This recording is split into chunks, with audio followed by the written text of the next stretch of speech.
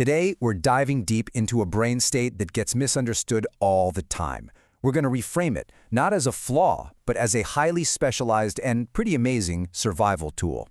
Let's get into it. So let me ask you this. Does your brain ever feel like a security system that is just always on?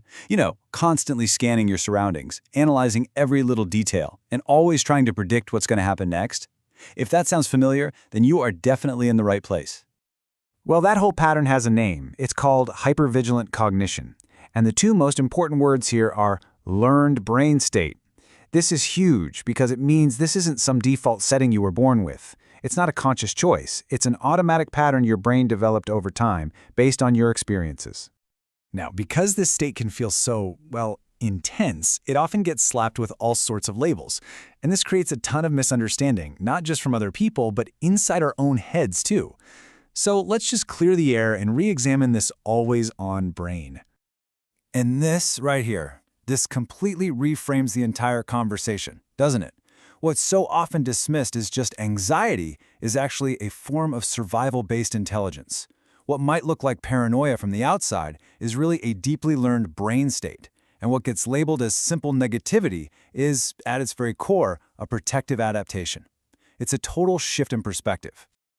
Okay, so if this is an adaptation, that means it had to adapt from something, right? It didn't just appear out of thin air. Let's dig into where this super intricate wiring actually comes from. This is really the million-dollar question. If we can understand the origin story, we can understand its purpose. And the answer, it turns out, lies in the kinds of environments that shape the brain in the first place.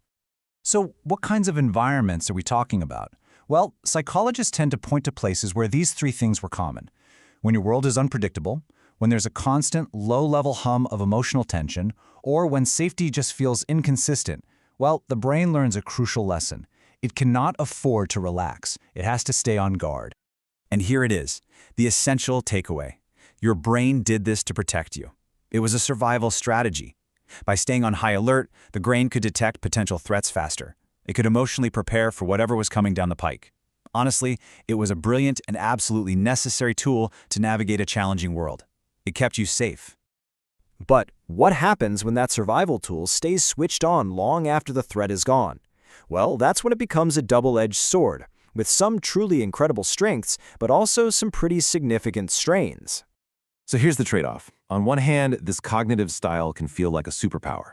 You're probably amazing at reading situations, anticipating people's needs, and solving really complex problems. But the cost is high.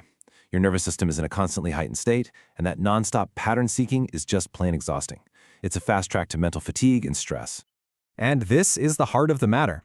That always-on security system was installed for a very good reason. But the problem is, nobody ever gave it the command to stand down.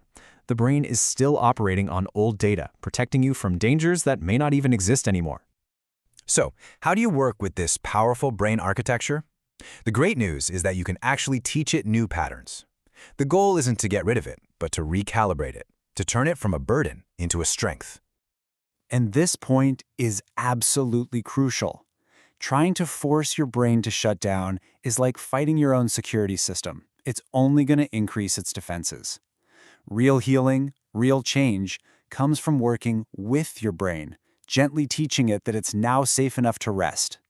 So how do you signal safety? Experts point to three keys. First, consistency. Predictable routines and stable environments send a clear message to the brain, no scary surprises here. Second, grounding.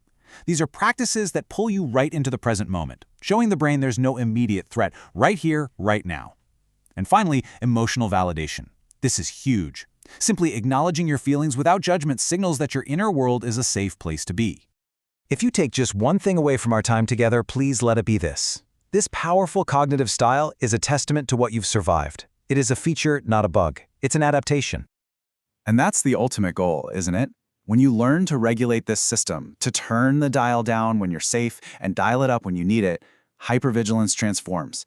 It goes from being a constant burden to a powerful, insightful strength you can call on when you really need it. So I'll leave you with this final thought to chew on. Instead of fighting your brain, how can you start working with it? How can you honor the incredible system it built to protect you while also gently teaching it that the battle is over and it's finally safe to come home?